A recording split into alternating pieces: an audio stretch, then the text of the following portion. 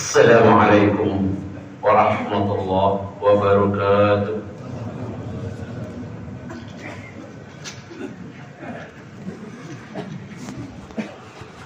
Allahu Akbar, Allahu Akbar, Allahu Akbar, Allahu Akbar, Allahu Akbar, Allahu Akbar, Allahu Akbar, Allahu Akbar, walillahil hamd. Alhamdulillahi rabbil alamin, wa ilahul awwalin wal akhirin. Ashhadu an la ilaha illallah wahdahu la syarika lah, wa ashhadu anna sayyidana wa nabiyyana Muhammadan abduhu wa rasuluh. Allahumma salli ala sayyidina Muhammadin wa ala alihi at-tahirin wa sahabatihi ajma'in, wa rahmatullahi wa maghfiratuhu lit-tabi'in wa tabi'ihim bi ihsanin ila yaumiddin. Amma ba'd, fa ya ibadallah, usikum wa nafsi bi taqwallah wa ta'atihi la'allakum turhamun. Hadirin jamaah salat Id yang dirahmati Allah, dalam rangkaian ayat-ayat puasa, pada salah satu ayatnya Allah Subhanahu wa taala mengakhiri dengan perintah, yaitu perintah yang terukir dalam ayat berikut ini. Walitukmilu al-iddata walitukabbirullaha ala ma hadakum wa la'allakum tashkurun. Dan hendaklah kalian menyempurnakan bilangan bulan 30 hari, dan agungkanlah Allah atas petunjuk yang diberikan kepada kalian, dan mudah-mudahan kalian bersyukur. Dengan ayat ini Allah Subhanahu wa taala mengajarkan kepada kita bahwa setelah selesai menjalankan ibadah puasa, kita harus mengagungkan Allah Subhanahu wa taala dan bersyukur kepadanya. Ayat ini juga menegaskan bahwa dalam kehidupan kaum muslimin berjalan dari takbir ke tasyakkur. Takbir artinya mengagungkan Allah Subhanahu wa taala dan mengecilkan apa saja selain Allah. Dalam ibadah puasa kita selama 1 bulan, takbir kita cerminkan dengan mengecilkan hawa nafsu, menghidupkan keagungan Allah Subhanahu wa taala dalam hati dan dalam kehidupan kita sehari-hari. Ketika kita membaca Al-Quran, kita mengecilkan seluruh pembicaraan manusia dan kita hanya membesarkan kalamullah. Ketika kita berdiri solat malam di bulan suci Ramadan, kita kecilkan seluruh urusan dunia ini dan hanya membesarkan perintah Allah Subhanahu wa taala. Seluruh ibadah kita adalah takbir atau mengagungkan Allah Subhanahu wa taala. Seluruh ibadah kita dimaksudkan juga untuk mengecilkan apapun selain Allah yang Maha Agung dan Maha Tinggi. Setelah menyelesaikan seluruh ibadah ini, Allah Subhanahu wa taala masih juga memerintahkan kepada kita untuk takbir. Bukankah dalam puasa kita sudah membesarkan Allah? Bukankah dalam tarawih dan tadarus kita telah mengagungkan Allah? Bukankah pada malam dan hari Id kita agungkan Allah? Mengapa kita masih harus bertakbir lagi? Mengapa kita masih harus membesarkannya lagi? Allah Maha mengetahui kalau kita sering mengagungkannya ketika kita ibadah, tapi Allah juga Maha mengetahui kalau kita sering melupakan takbir di luar ibadah. Kita besarkan Allah di masjid, tetapi seringkali di luar masjid kita agungkan yang lain.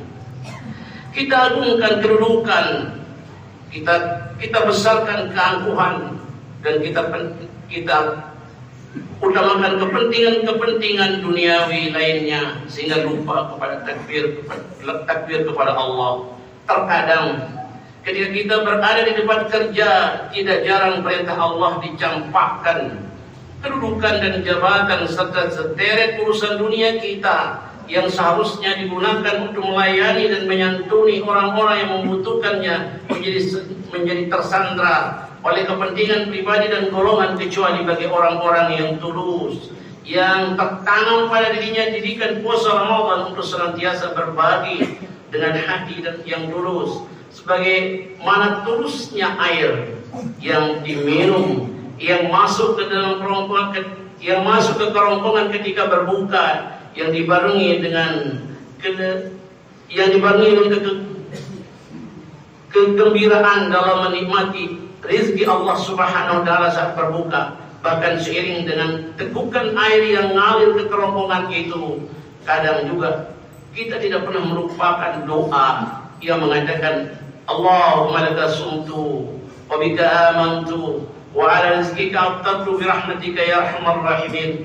Ya Allah, milikmu puasaku dan kepadamu aku beriman, dan dengan rezekimu aku berbuka, dengan rahmatmu juga, wahai yang maha pemberi rahmat, wahai yang maha pengasih lagi maha penyayang. Allahu Akbar, Allahu Akbar, Allahu Akbar, Allahu Akbar, walillahil hamd. Atas dasar itulah kaum muslimin terus diperintah untuk mengagungkan Allah. Bentuk pengagungan itu diwujudkan dengan beribadah, karena ibadah itu sesungguhnya manifestasi rasa syukur kepada Allah Subhanahu wa taala. Maka mengagungkan Allah sekaligus sujud rasa syukur kita kepada Allah Subhanahu wa taala. Namun demikian Rasulullah SAW terus mengingatkan kita kaum muslimin untuk selalu waspada tentang hari-hari ke depan setelah Ramadan ini kita lewati, agar kaum muslimin tidak terjebak dengan giuran-giuran kemewahan dunia semata yang tidak jarang itu membuat kita lupa kepada bagaimana mengagungkan Allah. Takdir kepada Allah menjadi terlupakan, namun pengagungan kepada yang lain menjadi muncul. Sementara kita dididik oleh Ramadan, dididik oleh Rasulullah untuk mengagungkan Allah dan mengecilkan selain Allah. Oleh karena itu, salah sebuah hadis yang terungkap terkait dengan hal itu sebagaimana disebutkan berikut ini. Sayati ba'dakum qaumun yakuluna atayibad dunya wa alwanuha wa yankihuna ajmal an-nisaa wa alwanuha wa yalbasuna ajmal as-siyaba wa siyabi wa alwanuha lahum butunun min al-qalili la tasfa' wa anfusun bil kathiri la taqna' akifuna 'ala ad-dunya yagduna wa yaruhuna ilaiha ittakhaduha alihatan min duni ilahihim wa rabban duna rabbahum ila amriha yantahun wa lihawahum yattabi'un ulaika syiraru ummati. Rawahu Tabrani. Akan datang setelah kalian satu kaum yang memakan kemewahan-kemewahan dunia dengan segala ragamnya, yang mengendarai kendaraan-kendaraan bagus dengan segala ragamnya, yang menikahi wanita-wanita jadi dengan segala ragamnya, memakai pakaian-pakaian indah dengan segala ragamnya.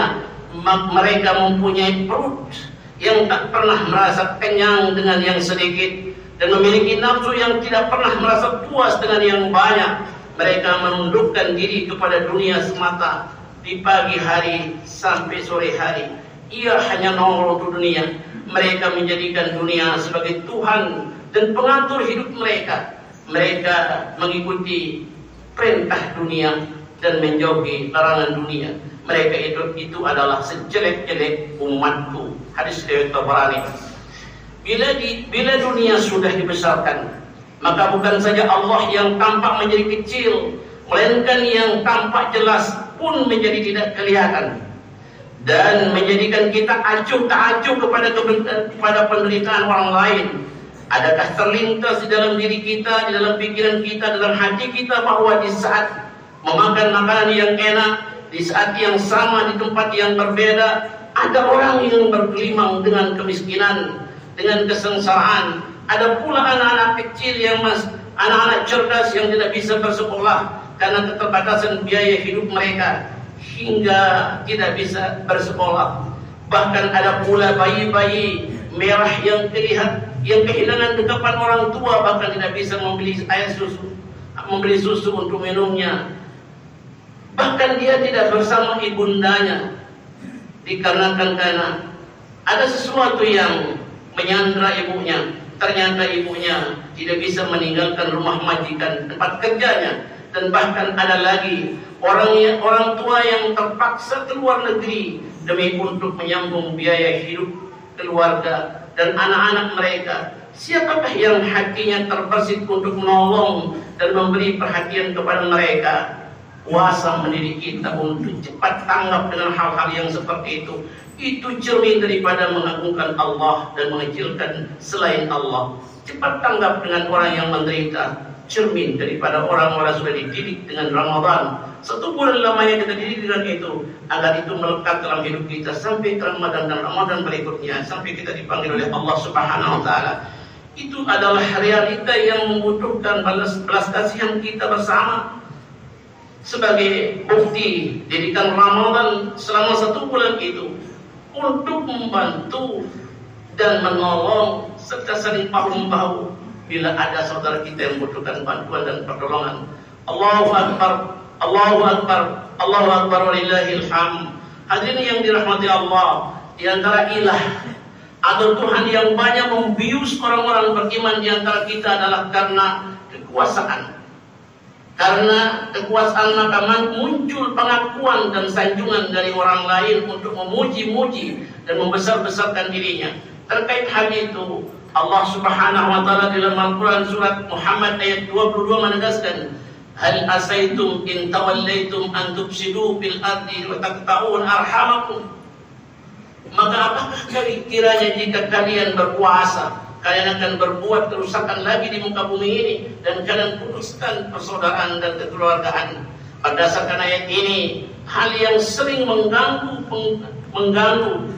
pengagungan kita kepada Allah Subhanahu wa Ta'ala adalah kekuasaan. Pada saat seseorang berkuasa, banyak pihak yang punya kepentingan, dan orang-orang yang punya kepentingan tersebut menggunakan berbagai macam cara untuk mewujudkan keinginannya. Salah satu di antaranya adalah dengan membujuk dan menyanjung serta membesar-besarkan orang yang punya kekuasaan karena kekuasaannya. Dan bila isi penguasa itu terlena dengan sanjungan serta pengagungan dari pihak orang lain yang berkepentingan kepada dirinya itu, maka ia tidak sadar ia telah menjadikan dirinya sebagai Tuhan karena senang disanjung dengan tidak realita dan diagung-agungkan layaknya seperti Tuhan, padahal ia disanjung dan dipuja karena kekuasaannya. Bila mana kekuasaan telah sirna, maka para penyanjung itu pun akan menghilang tanpa salam, tanpa kalam. Hal ini agar kita menyadarkan, agar kita bisa menyadari bahwa sekaligus penyadaran kepada para pihak, baik penguasa maupun para penjilat yang menyanjung-nyanjung dengan membabi buta. Oleh karena itu, yang paling pantas untuk disanjung adalah harus kita sadar hanyalah Allah Subhanahu wa Ta'ala. Itulah didikan puasa Ramadan selama 1 bulan. Terlebih lagi bila kita renungkan lebih jauh, kalau kedudukan dan kekuasaan sudah diagungkan, maka Allah menjadi kerdil. Kalau sudah demikian, maka kedudukan dan kekuasaan tidak lagi dipandang sebagai amanah Allah yang akan dipertanggungjawabkan di akhirat kelak. Tetapi kedudukan dan kekuasaan menjadi alat dan model untuk berbuat kezaliman. Namun demikian, tidak sedikit para pemegang kekuasaan berhati mulia, berhati agung. Kekuasaannya merupakan amanah bagi dirinya yang harus dijalankan dan benar-benar terbukti dalam kehidupan bermasyarakat. Hadirin yang dirahmati Allah, ibadah puasa telah mendidik kaum muslimin untuk mengukuhkan pengagungan kepada selain Allah, dan juga ibadah puasa telah mendidik kaum muslimin untuk menumbuh syukur dan tasyakkur pada hari ini, hari Idul Fitri atau hari kesucian. Kesucian inilah yang harus kita pertahankan dengan menumbuh syukurkan rasa syukur.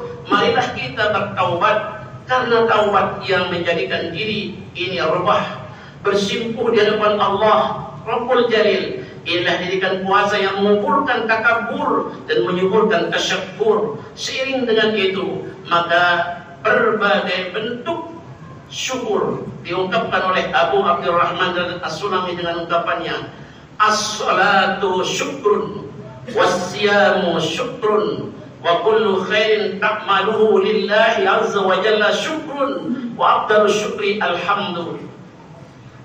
Salat adalah ungkapan rasa syukur, puasa adalah ungkapan rasa syukur. Setiap kebaikan yang dilakukan semata-mata karena Allah azza wa jalla adalah ungkapan rasa syukur, dan sebaik-baik ungkapan rasa syukur adalah dengan memuji-muji Allah Subhanahu wa Ta'ala.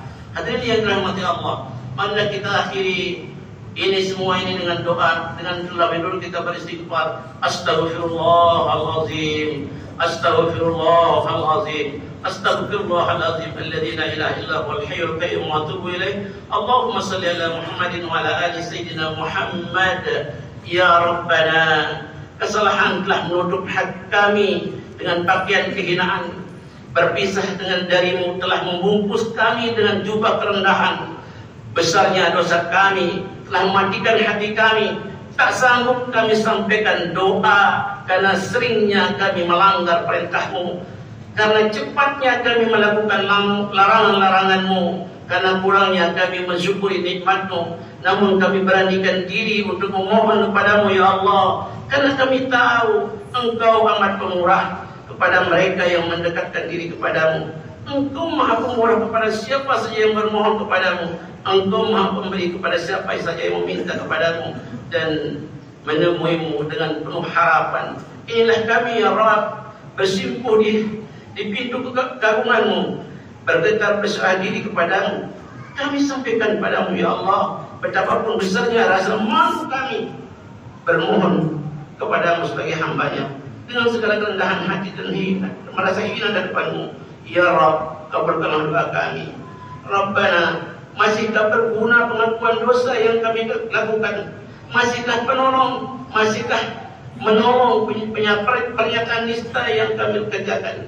Apakah saat ini Engkau telah menjatuhkan murka-Mu ya Allah? Apakah ini pada saat ini kami berdoa Engkau telah menetapkan kemurahan-Mu ya Allah? Wahai yang Maha Suci, apapun yang terjadi, kami tak akan berputus asa. Kami terus meminta dan mohon kepada-Mu ya Allah. Bahkan ingin kami sampaikan ucapan hamba-Mu yang hina, yang menganiaya dirinya, yang meremehkan kebesaran Tuhannya, yang dosa-dosanya semakin membesar bersama dengan hadir demi hadir dalam hidupnya, sehingga sampailah saat ini yakinlah tiada tempat bagi kami untuk berlindung kecuali pada naungan-Mu. Datanglah ia menghadap kepadamu, datanglah kami menghadap padamu dengan ketulusan taubatnya, bersimpuh di hadapan-Mu dengan hati yang bersih dan suci, menyeru-Mu ya Allah dengan suara Farao, dengan bergetar yang merundukkan diri. Ia merundukkan diri di muka-Mu ya Allah sampai melengkung punggungnya, merunduk di depan-Mu ya Allah dengan merebahkan kepala, agar semua doa yang disampaikan, agar semua permohonan yang disampaikan Allah ijabah, Allah terima. Oleh karena itu ya Allah, sekali lagi kami sampaikan, ampunilah segala dosa dan kedosa, ampunilah segala dosa-dosa dan salah kami dan dosa dan salah kedua orang tua kami. Masukkan kami ke dalam kelompok hamba-Mu yang Kau selamatkan dunia dan akhirat. Barakallahu li wa lakum bil Qur'anil azim wa nafa'ani wa iyyakum bima fihi minal ayati wa dzikril hakim wa taqabbal minni wa minkum tilawatahu innahu huwal ghafurur rahim.